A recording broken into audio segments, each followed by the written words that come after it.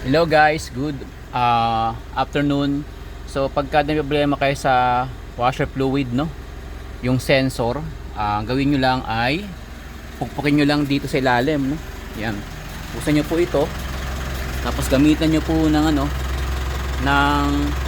screwdriver, yung likod na screwdriver natin. Ito siya, yan, no.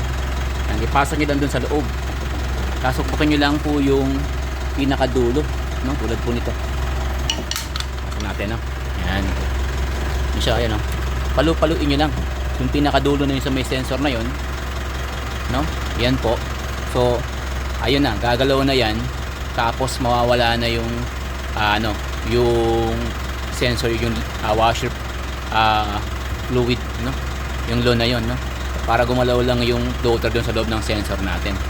So, yun lang guys. Tip lang para po sa mga may problema sa washer fluid po. Bye bye, thank you po.